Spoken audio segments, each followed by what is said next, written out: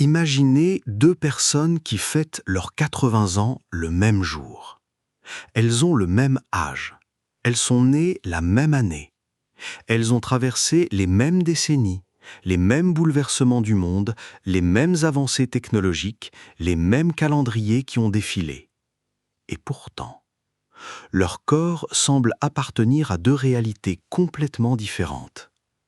Le premier octogénaire monte les escaliers sans réfléchir. Il porte ses courses, il marche rapidement, il voyage, il joue avec ses petits-enfants, il se relève du sol sans aide. Parfois, lorsqu'on le croise dans la rue, on peine même à croire son âge. Puis il y a le second. Pour lui, chaque mouvement demande davantage d'efforts. Se lever d'une chaise prend quelques secondes supplémentaires. Les escaliers ressemblent à une montagne. Les longues promenades deviennent rares. La fatigue arrive plus vite, et certaines activités autrefois banales nécessitent désormais une planification. La question paraît évidente. Pourquoi ?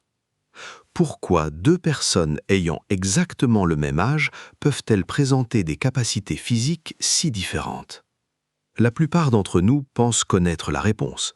Nous nous disons simplement « c'est l'âge ». Mais cette explication, aussi intuitive soit-elle, cache une réalité beaucoup plus fascinante. Car lorsque les chercheurs observent les populations âgées, ils découvrent quelque chose d'étonnant. L'âge chronologique raconte une partie de l'histoire, mais pas toute l'histoire. Parfois loin de là.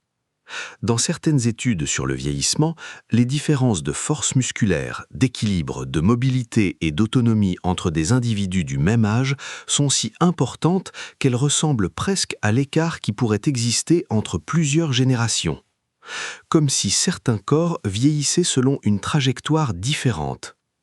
Comme si le calendrier ne suffisait pas à expliquer ce qui se passe réellement.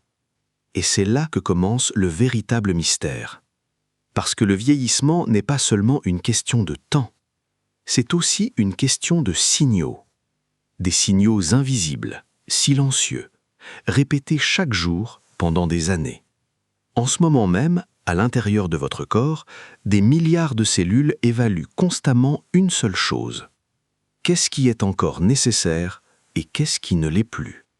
Cette idée peut paraître étrange, mais votre corps est extraordinairement pragmatique. Il ne conserve pas ses capacités simplement parce qu'elles existaient autrefois. Il investit ses ressources là où il perçoit un besoin. Imaginez une ville immense. Chaque jour, elle doit décider où envoyer son énergie, ses matériaux, ses équipes d'entretien et ses réparateurs. Les routes utilisées sont entretenues. Les bâtiments utiles sont rénovés. Les infrastructures essentielles reçoivent des ressources. Mais les zones abandonnées commencent progressivement à se détériorer. Le corps fonctionne souvent de manière similaire. Les systèmes qui reçoivent régulièrement des signaux d'utilisation ont davantage de raisons d'être maintenus.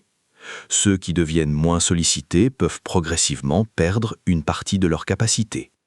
Et c'est précisément ici que beaucoup de personnes commettent une erreur fondamentale. Elles imaginent que le vieillissement agit comme un interrupteur, comme si, passé un certain âge, le corps décidait soudain de devenir faible. La réalité ressemble beaucoup moins à un interrupteur et beaucoup plus à une longue conversation biologique qui dure parfois des décennies. Une conversation entre vos muscles, votre cerveau, vos nerfs, vos os, votre système cardiovasculaire, votre équilibre, vos habitudes quotidiennes. Chaque marche montée, chaque promenade, chaque effort, chaque période d'inactivité, chaque mouvement répété pendant des années. Le corps écoute tout. Et il adapte progressivement ses priorités. C'est une idée profondément importante, parce qu'elle change complètement la façon dont nous regardons le vieillissement. Au lieu d'imaginer un ennemi invisible qui attaque le corps avec le temps, nous allons découvrir un système qui répond continuellement aux informations qu'il reçoit. Parfois pour nous protéger, parfois pour économiser son énergie, parfois d'une manière qui finit par nous surprendre des années plus tard. Et plus vous comprendrez ce mécanisme, plus vous réaliserez que la différence entre deux octogénaires ne commence pas à 80 ans. Elle commence souvent bien avant, beaucoup plus tôt, parfois des décennies plus tôt. Mais alors, si le simple passage du temps n'explique pas tout, qu'est-ce qui distingue réellement les personnes qui conservent leur force, leur mobilité et leur autonomie de celles qui les perdent progressivement? Depuis l'enfance, nous sommes exposés à une image très particulière du vieillissement. Dans les films, dans les publicités, dans les conversations familiales, dans les petites phrases que l'on entend sans même y prêter attention. À son âge, c'est normal. Les jambes ne suivent plus. Le corps finit par s'user. On ne peut pas lutter contre le temps. À force de les entendre, ces idées deviennent presque invisibles. Nous les acceptons comme des évidences. Et lorsque nous voyons une personne âgée qui marche difficilement, qui manque d'équilibre ou qui peine à se relever d'une chaise, nous avons tendance à penser que le temps est l'unique responsable. Après tout, cela paraît logique. Les années passent, le corps change, les performances diminuent. Fin de l'histoire. Mais lorsque les scientifiques étudient le vieillissement humain de près, une réalité beaucoup plus complexe apparaît. Car le vieillissement n'est pas un événement unique. C'est un ensemble de processus biologiques différents qui évoluent à des rythmes différents. Vos cheveux ne vieillissent pas comme vos muscles ne vieillissent pas comme vos os ne vieillissent pas comme votre cerveau, et votre cerveau ne vieillit pas comme votre système cardiovasculaire. Le mot vieillissement donne l'impression qu'il existe un seul mécanisme. En réalité, il s'agit d'une immense mosaïque biologique. Certaines fonctions diminuent rapidement, d'autres très lentement. Certaines restent étonnamment stables pendant des décennies, et certaines peuvent encore s'améliorer à des âges où beaucoup pensent que tout est déjà joué. C'est là que les choses deviennent fascinantes, parce qu'en observant certaines populations à travers le monde, les chercheurs ont découvert des personnes âgées qui défient constamment les attentes. Des hommes et des femmes de 70, 80 ou parfois même 90 ans, capables de réaliser des activités que beaucoup associent à des individus bien plus jeunes. Non pas parce qu'ils auraient trouvé un secret magique, non pas parce qu'ils auraient échappé aux lois de la biologie, mais parce que leur biologie a continué de recevoir certains signaux. Et cette distinction change tout. Prenons un instant pour imaginer deux maisons construites la même année. Les deux ont exactement le même âge, pourtant plusieurs décennies plus tard, l'une est en excellent état, tandis que l'autre montre de nombreux signes de détérioration. Le calendrier est identique, mais leur histoire ne l'est pas.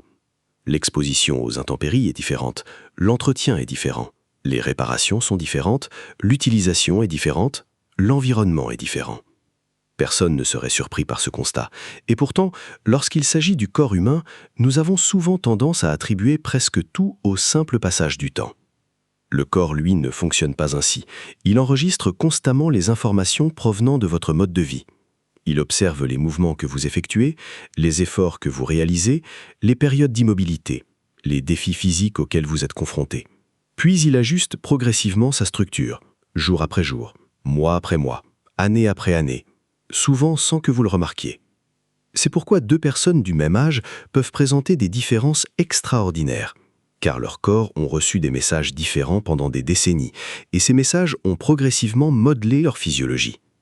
Mais il existe un autre élément encore plus surprenant, quelque chose que beaucoup de gens mal interprètent.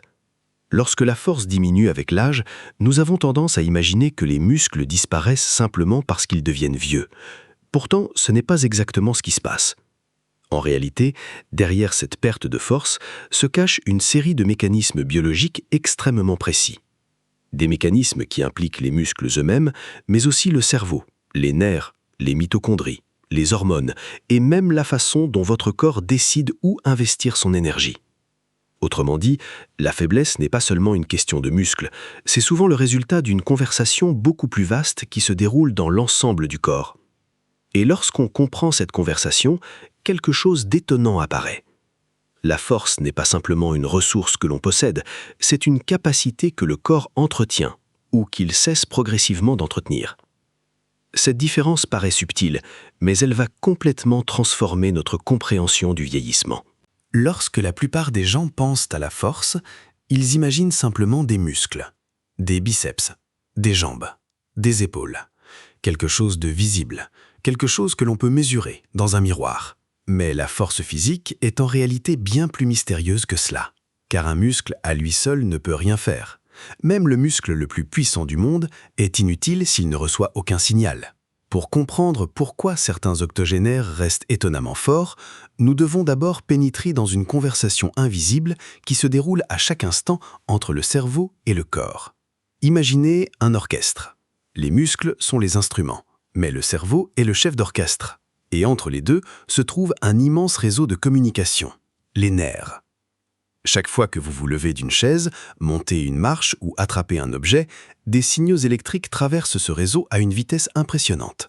Le cerveau envoie l'ordre, les nerfs transmettent le message, les fibres musculaires répondent, le mouvement apparaît. Cela semble simple. Pourtant, avec l'âge, cette communication peut progressivement perdre en efficacité. Certaines connexions nerveuses deviennent moins performantes. Certaines fibres musculaires cessent d'être sollicitées. Certaines unités motrices, les équipes formées par un neurone et les fibres musculaires qu'ils contrôlent, disparaissent peu à peu. Et lorsque ces connexions se raréfient, la force diminue, même si le muscle est toujours là. C'est une idée importante, car elle révèle que la perte de force n'est pas uniquement une histoire de masse musculaire, c'est aussi une histoire de communication.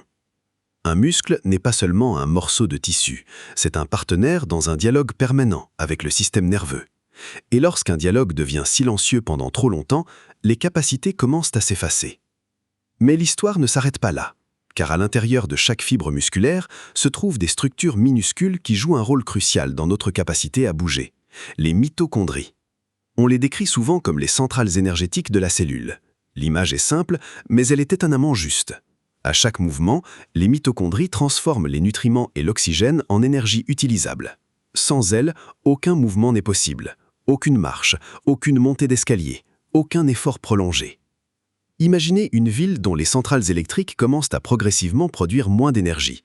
Les bâtiments existent toujours, les routes sont toujours là, mais tout fonctionne avec moins de puissance. C'est un peu ce qui peut arriver lorsque les mitochondries perdent en efficacité. La fatigue apparaît plus vite, la récupération ralentit, l'endurance diminue. Le corps devient plus prudent. Mais voici le point fascinant.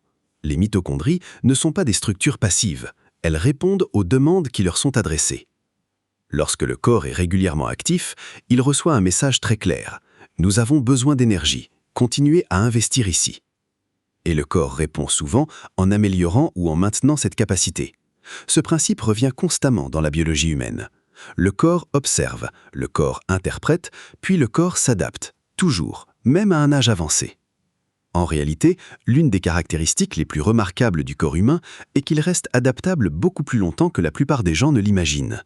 Cette capacité porte un nom, la plasticité biologique. Et elle ne concerne pas seulement le cerveau.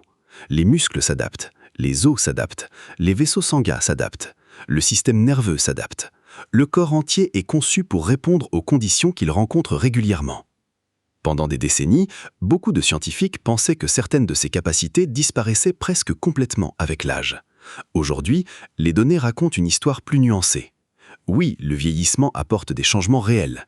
Oui, certaines fonctions diminuent naturellement. Mais la capacité d'adaptation ne disparaît pas soudainement à 60, 70 ou 80 ans.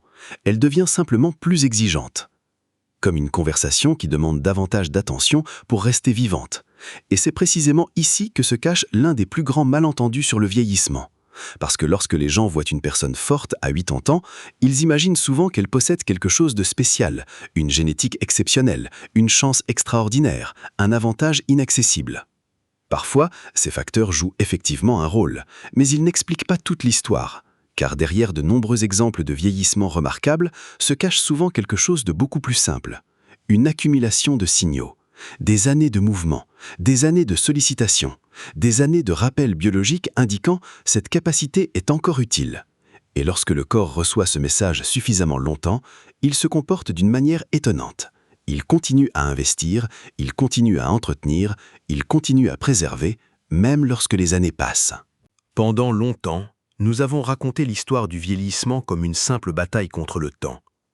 Chaque année qui passe semblait retirer un peu de force, un peu d'énergie, un peu de mobilité, comme si le calendrier possédait un pouvoir mystérieux sur notre corps. Mais voici la révélation qui change tout.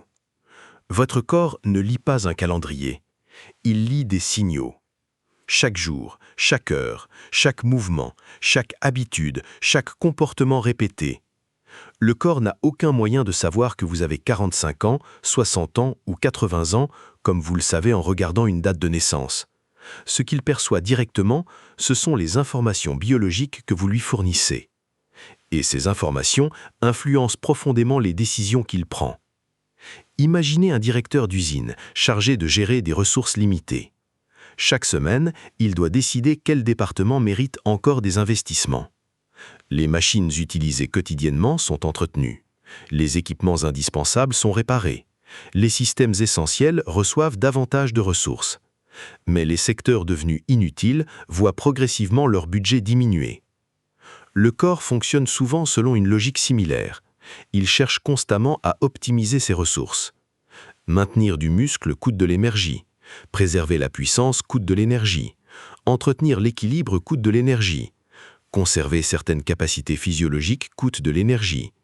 Et du point de vue du corps, chaque investissement doit avoir une justification. Cette idée est au cœur du vieillissement fonctionnel, car lorsque certaines capacités cessent d'être utilisées régulièrement, le corps peut progressivement conclure qu'elles ne sont plus prioritaires, pas par malveillance, pas par erreur, par adaptation. C'est ici que beaucoup de personnes vivent un renversement de perspective, parce que les signes qu'elles interprètent comme des preuves du vieillissement sont parfois aussi des conséquences de la désadaptation. Prenons un exemple simple. Une personne cesse progressivement de monter les escaliers. Elle utilise davantage les élévateurs. Elle marche un peu moins.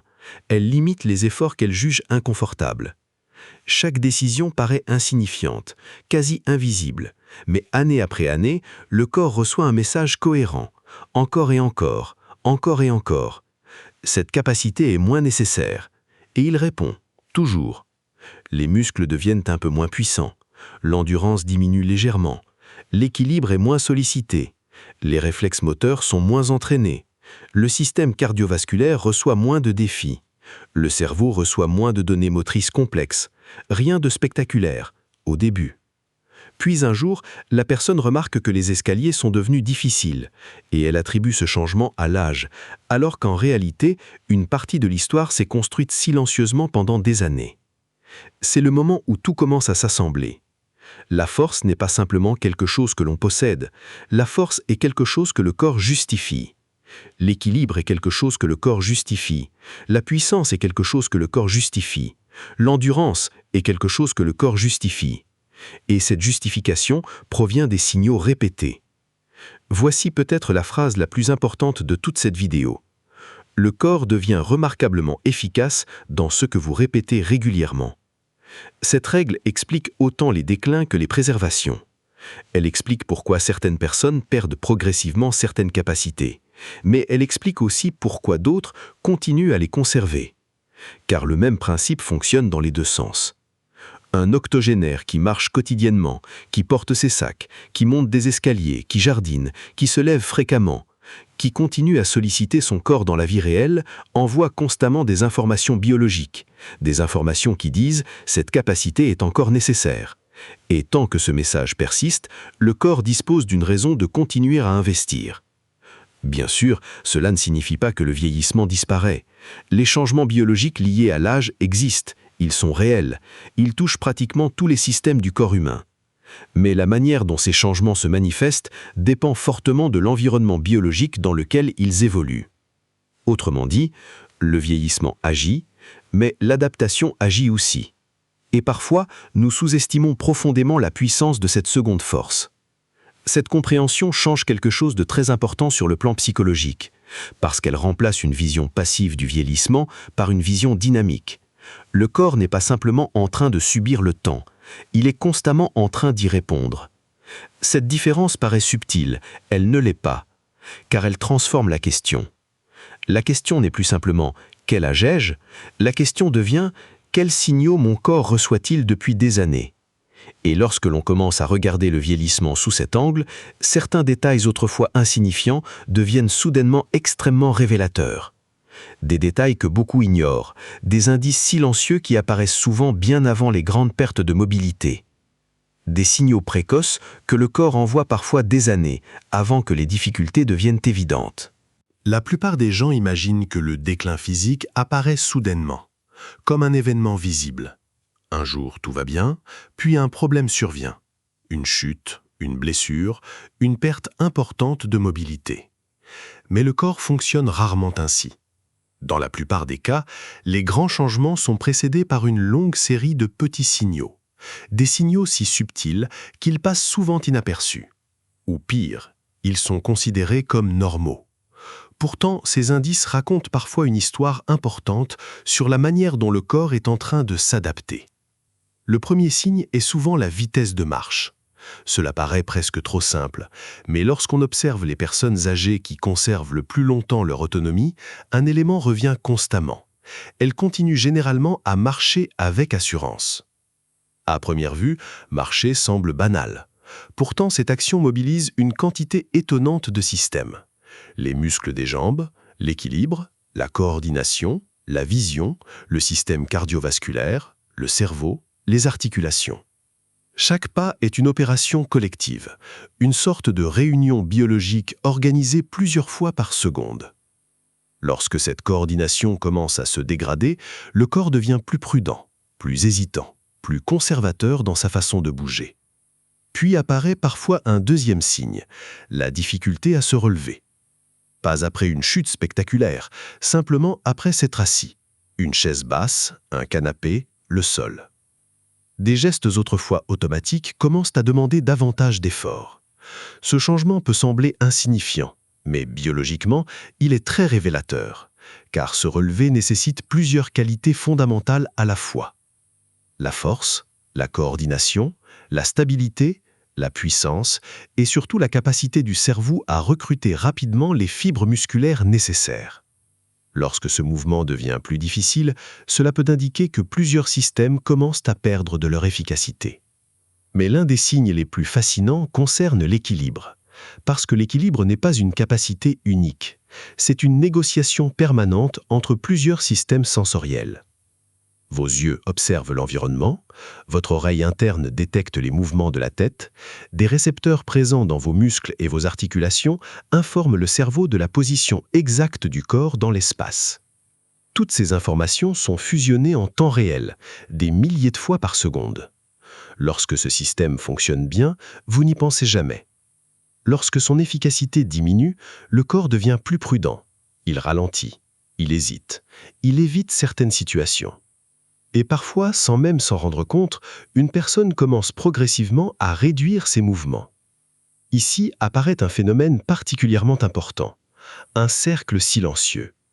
Au départ, une légère perte de confiance physique apparaît, rien de dramatique. Puis certains mouvements deviennent moins fréquents. Le corps reçoit moins de stimulation, les capacités diminuent davantage, la confiance diminue encore. Les mouvements deviennent encore plus rares. Le cycle s'accélère. Et ce qui avait commencé comme une petite adaptation devient progressivement une trajectoire. Une trajectoire que beaucoup attribuent uniquement à l'âge, alors qu'elle est souvent alimentée par l'interaction entre adaptation, comportement et physiologie. Mais il existe un autre signe que peu de personnes associent au vieillissement fonctionnel. La fatigue face à l'effort quotidien.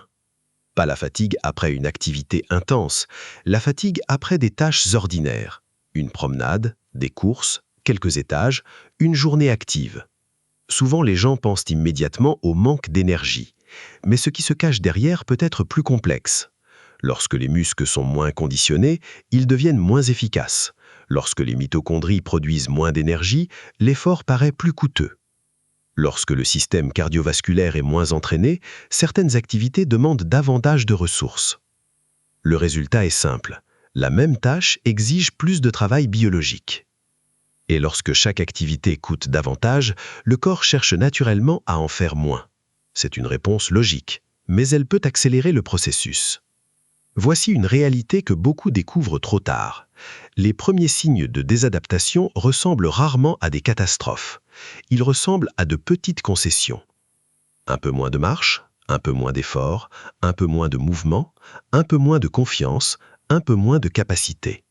Puis, lentement, ces petits changements commencent à se renforcer les uns les autres, comme des dominos qui tombent très lentement pendant des années, parfois des décennies. Et c'est précisément ce qui rend le phénomène si difficile à percevoir, parce qu'il est progressif, silencieux, presque invisible. Jusqu'au jour où l'écart devient évident. Mais alors une question essentielle apparaît.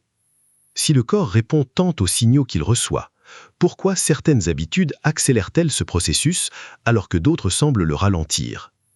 Pourquoi certaines personnes perdent-elles progressivement leur capacité beaucoup plus vite que d'autres? Pour répondre à cette question, nous devons examiner plusieurs erreurs extrêmement répandues.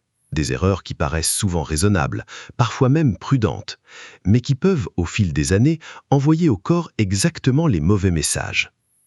Le plus surprenant dans le déclin physique n'est pas qu'il existe, c'est qu'il commence souvent avec de bonnes intentions. Personne ne se réveille un matin en décidant de devenir plus faible. Personne ne choisit consciemment de perdre de l'équilibre, de la mobilité ou de l'endurance.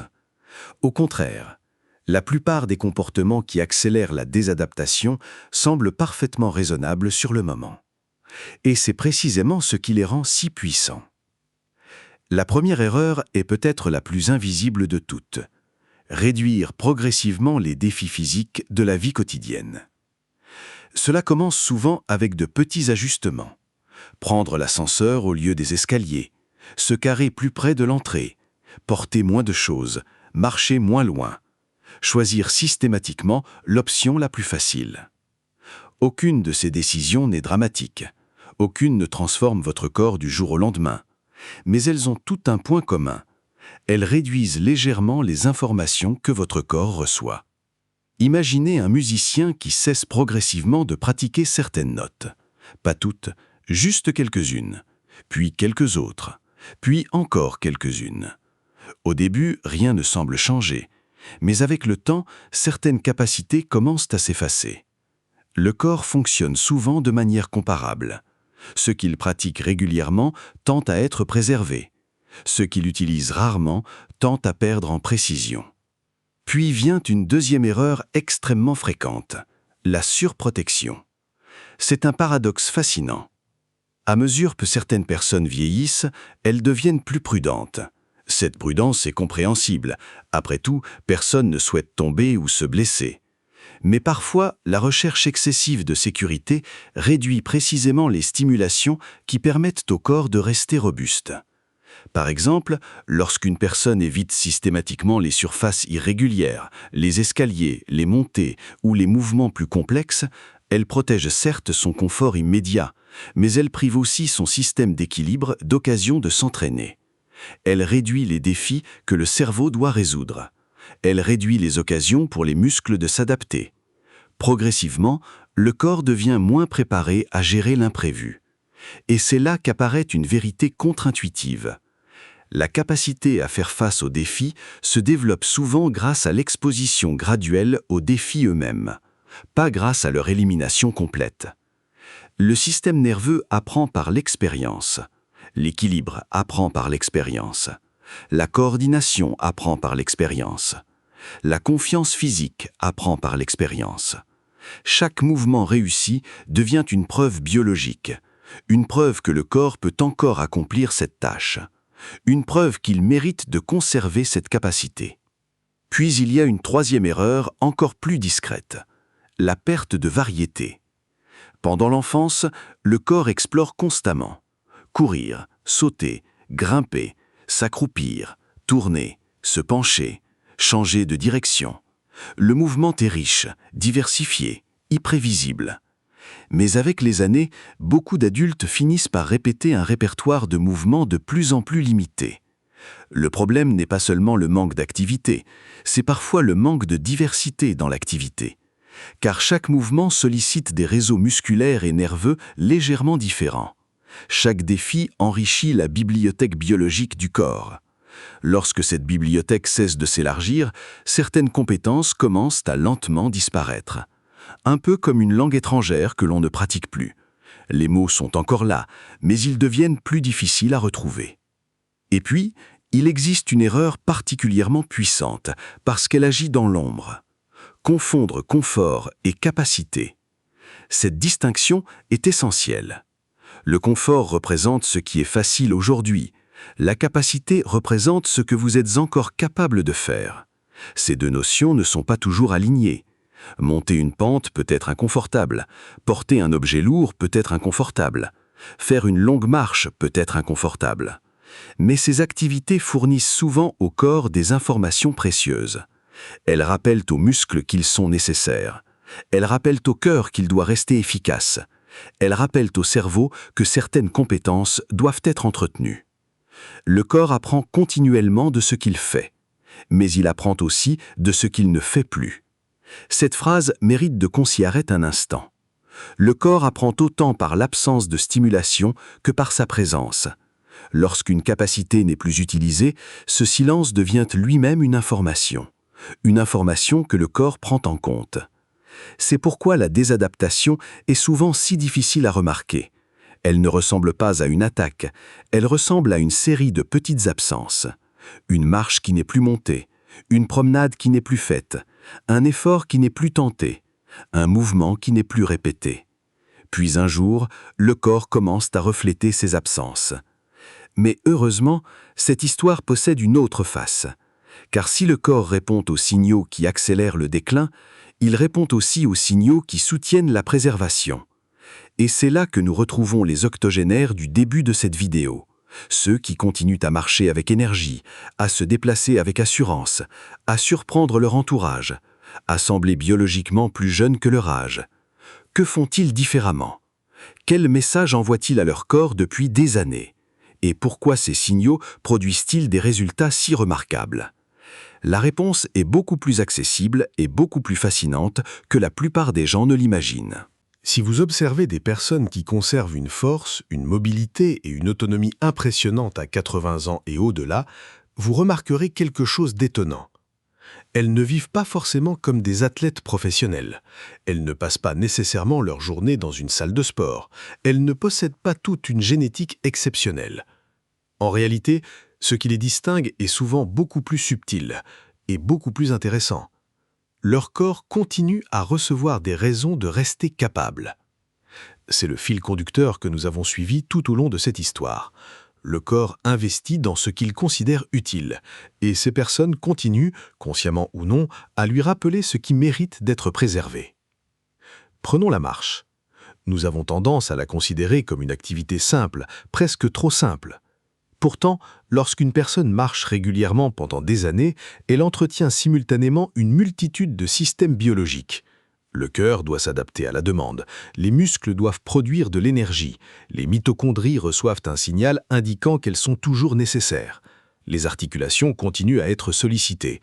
Le cerveau maintient les circuits impliqués dans l'équilibre, la coordination et l'orientation spatiale. Une simple promenade est en réalité une conversation complexe entre de nombreux systèmes. Et cette conversation compte, beaucoup plus qu'il n'y paraît. Mais ce n'est pas seulement la marche. Les personnes âgées qui conservent le mieux leurs capacités continuent souvent de faire des choses qui exigent un minimum d'effort réel. Elles portent des objets, elles jardinent, elles bricolent, elles montent des escaliers. Elles restent engagées dans leur environnement physique.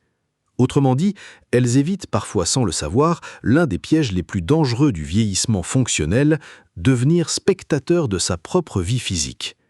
Parce qu'au partir du moment où le corps n'a plus besoin d'agir, il commence progressivement à perdre certaines des capacités qui lui permettaient d'agir. C'est un cycle, et ce cycle peut fonctionner dans les deux sens. Voici une autre découverte fascinante. La force musculaire elle-même reste étonnamment adaptable à un âge avancé. Lorsque les muscles sont sollicités de manière appropriée, ils continuent souvent à répondre. Plus lentement qu'à 20 ans peut-être, mais ils répondent. Les fibres musculaires peuvent encore se renforcer, les connexions nerveuses peuvent encore s'améliorer, le cerveau peut encore apprendre, le système cardiovasculaire peut encore s'adapter, même après des décennies de vie. C'est l'une des raisons pour lesquelles les chercheurs parlent aujourd'hui de réserve fonctionnelle. Imaginez un compte d'épargne biologique. Chaque activité, chaque mouvement, chaque défi physique raisonnable, chaque période où vous continuez à utiliser vos capacités ajoute progressivement quelque chose à cette réserve. Puis, lorsque le corps traverse des périodes plus difficiles, maladie, blessure, hospitalisation ou simple vieillissement, cette réserve devient précieuse, extrêmement précieuse, parce qu'elle offre une marge, une capacité de récupération, une capacité de résistance, une capacité d'adaptation. Et cette réserve ne dépend pas uniquement des muscles. Les relations sociales jouent également un rôle surprenant, car les êtres humains sont des créatures profondément sociales. Les personnes qui restent engagées dans leur communauté marchent souvent davantage, sortent davantage, résolvent davantage de problèmes, maintiennent davantage de routines. Le cerveau continue à recevoir des stimulations variées, le corps continue à interagir avec le monde et cette interaction nourrit de nombreux systèmes simultanément. Il existe aussi un facteur dont on parle moins souvent, la récupération. Parce que l'adaptation ne se produit pas pendant l'effort, elle se produit après, pendant le sommeil, pendant le repos, pendant les périodes où le corps répare, reconstruit et consolide les changements. Lorsque nous dormons, une partie du travail invisible commence. Les tissus sont entretenus, certaines protéines musculaires sont renouvelées, le cerveau organise et optimise ses circuits, le système immunitaire poursuit ses tâches de surveillance. Le corps travaille, silencieusement, comme une ville qui effectue ses réparations pendant la nuit. Et plus les années passent, plus cette récupération devient importante. C'est pourquoi les personnes qui vieillissent remarquablement bien ne sont pas seulement celles qui bougent, ce sont souvent celles qui alternent intelligemment stimulation et repos, effort et adaptation. Mais au fond, toutes ces observations pointent vers une vérité encore plus profonde, une vérité qui dépasse les muscles, les os ou même le vieillissement lui-même. Car lorsqu'on regarde de près ces octogénaires remarquablement actifs, on découvre quelque chose de très particulier. Ils n'ont pas arrêté de participer à leur propre adaptation. Leurs corps ont continué à recevoir un message cohérent, année après année, décennie après décennie. Un message simple, mais extraordinairement puissant. Nous avons encore besoin de cette capacité. Et tant que ce message continue d'être envoyé, le corps conserve une aptitude remarquable à répondre, même à un âge où beaucoup pensent que tout est déjà décidé. Revenons une dernière fois aux 2 octogénaires du début de cette histoire. 2 personnes nées la même année. 2 vies traversant les mêmes décennies, 2 calendriers presque identiques. Et pourtant, 2 réalités physiques profondément différentes. Au départ, cela ressemblait à une énigme. Mais maintenant, nous pouvons voir ce qui se cachait derrière cette différence. Pas un secret mystérieux, pas une formule magique, pas une seule décision décisive prise un jour particulier, mais une accumulation. Des milliers de signaux, des milliers de mouvements, des milliers de choix souvent ordinaires, presque oubliables lorsqu'ils sont observés individuellement, mais extraordinairement puissants lorsqu'ils sont répétés pendant des années. Parce que c'est ainsi que le corps humain fonctionne. Il n'est pas construit pour répondre à une seule journée. Il répond aux tendances, aux habitudes, aux répétitions, aux messages qui reviennent encore et encore. C'est pourquoi le vieillissement est souvent beaucoup plus subtil que nous l'imaginons. Lorsque nous regardons une personne de 80 ans aujourd'hui, nous voyons le résultat visible, mais nous ne voyons pas les décennies de conversations biologiques qui ont précédé ce moment. Nous ne voyons pas les escaliers montés, les promenades effectuées, les périodes d'activité, les défis relevés, les capacités entretenues.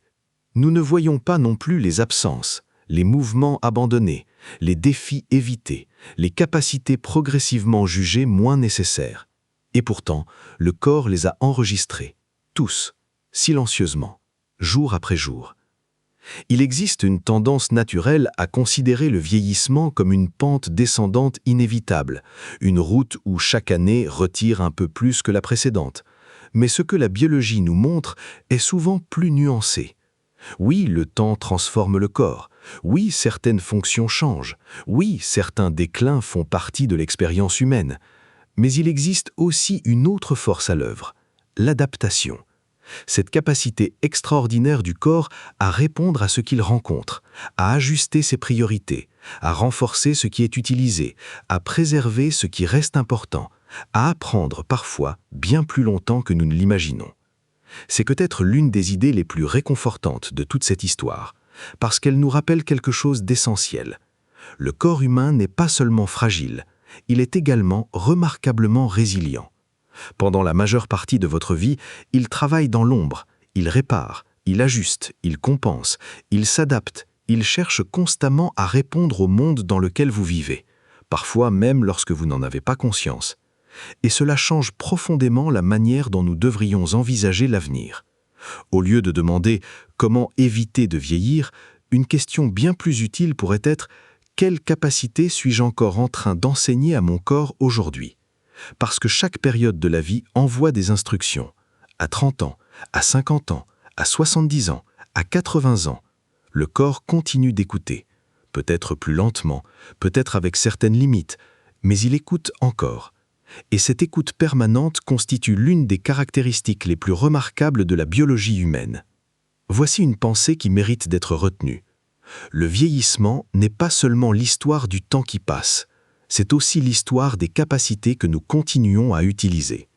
Lorsque l'on comprend cela, quelque chose change. Le futur cesse d'apparaître comme une destination figée, il devient une trajectoire influencée par les signaux que nous envoyons aujourd'hui. Et c'est précisément ce qui rend l'histoire des octogénaires si fascinante, parce que, au fond, elle ne parle pas uniquement d'eux, elle parle de nous, de notre capacité à nous adapter, de notre relation avec notre propre corps et de cette vérité discrète qui agit depuis le début de notre vie. Le corps devient ce qu'il pratique. Peut-être que de nombreux spectateurs reconnaîtront certains éléments de leur propre expérience dans cette vidéo. Peut-être qu'avez-vous observé cette différence chez un parent, un grand-parent, un voisin ou même chez vous-même. Car ces trajectoires existent partout autour de nous. Et plus nous comprenons les mécanismes qui les façonnent, plus nous pouvons regarder le vieillissement avec lucidité plutôt qu'avec fatalisme. Non pas comme une bataille à gagner, mais comme une conversation biologique qui dure toute une vie. Une conversation que votre corps poursuit, en silence, même en cet instant. Et peut-être que la question la plus importante n'est pas de savoir quel âge vous avez, mais quel message vous êtes en train de lui envoyer aujourd'hui.